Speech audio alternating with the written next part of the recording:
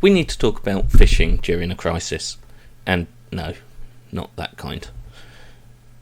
Every time there's some sort of crisis, phishing attacks, scam attacks designed to exploit it skyrocket.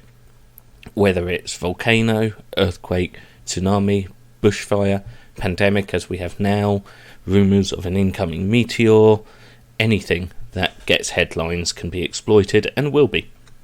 And whether we call the people behind them criminal gangs, bad actors, threat actors, or, if we really want to be accurate, scum of the earth, the flood of emails, fake websites and malware follow along inevitably.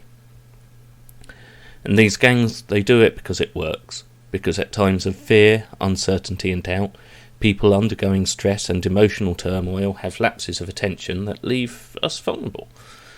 So we're going to talk about it, or at least I'm going to talk about it. Even if nothing else, the more reminders of how we can detect and protect ourselves from these parasites and their campaigns, the better.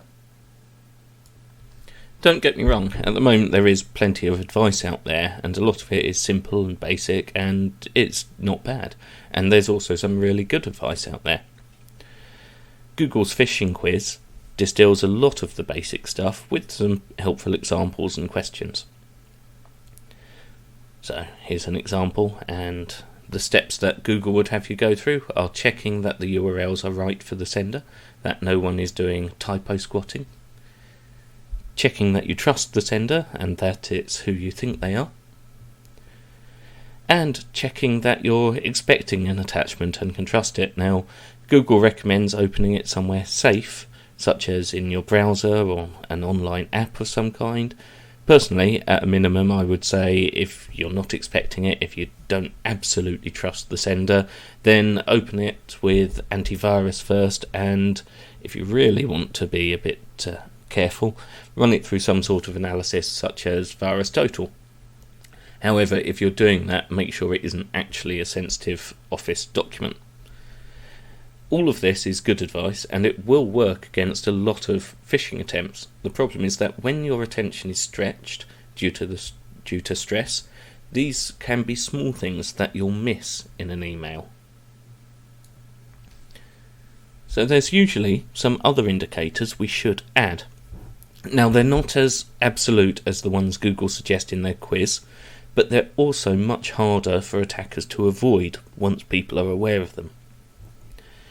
If you know the supposed sender, is the email out of character for them? Is it terser than they'd normally be? Was it sent at 4 a.m. in the morning when that's usually offline? Or was it sent at 2 o'clock in the afternoon when they're in Australia and you're in England? If so, most likely you're not talking to the person you think you're talking to. Now, right now, some people may be acting out of character, but it's still something to be aware of. Either get in touch with your security team if you have one, or get in touch with the person that you think sent the email through some other channel, whether that's phone, IM that's already established, or video conferencing. Right now, video conferencing is a good one because if they are out of character, maybe they just need someone to talk to. Another one, is there a sense of urgency in the email? Is it trying to cause stress? Is it pressuring you? Is it saying drop everything for some senior employee to carry out one urgent job that they won't go into detail except on the phone? Is it threatening you in some way? Does it mention a time limit? Do you only have 1 week to claim the government grant for the current pandemic? All of these are designed to short-circuit our attention, stop us from thinking, and get a response before we really consider things. Does the email talk about some large sum of money you could receive? Does it talk about the risk that you might lose something if you don't act now, or act at all? These are tactics designed to exploit our risk-reward tendencies. We will go to much greater lengths to avoid suffering a loss than to gain a reward, but both are effective.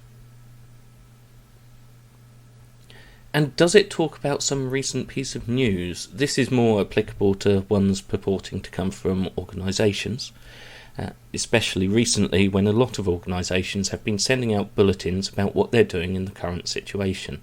Now that's fine and a good thing to help reassure people and confirm what needs to be done.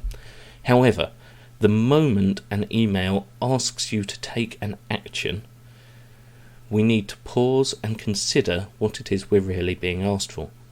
The majority of recent scams, as always, have been financial, offering supposed government grants or assistance if people hand over some details, fill in a form, pay an advanced fee.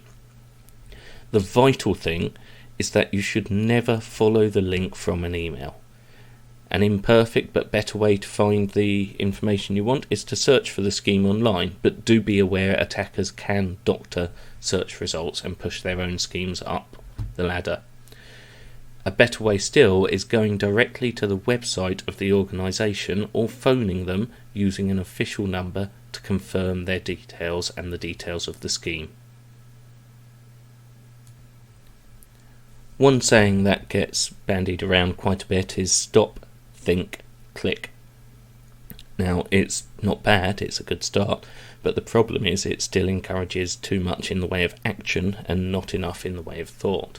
The thinking step gets missed out when you're tired, when you're worn out, when you're stressed about something. Instead, I'd like to make a couple of changes to it, taken from the world of counselling.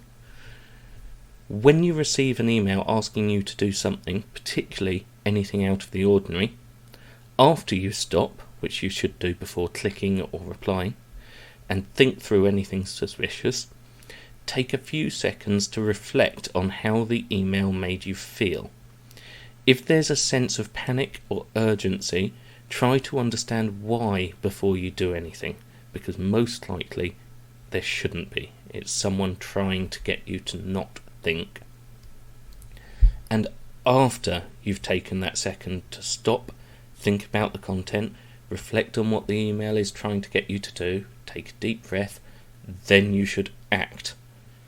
And one of the key reasons for removing click is that it suggests there's only one thing that you can do or not do. Act gives you the option of sending it to your security team, deleting it, contacting the sender another way, whether that's by phone, video mail, or a whole host of other options. It's more important that you stop, think, reflect and act anytime that you receive an email, particularly at the moment.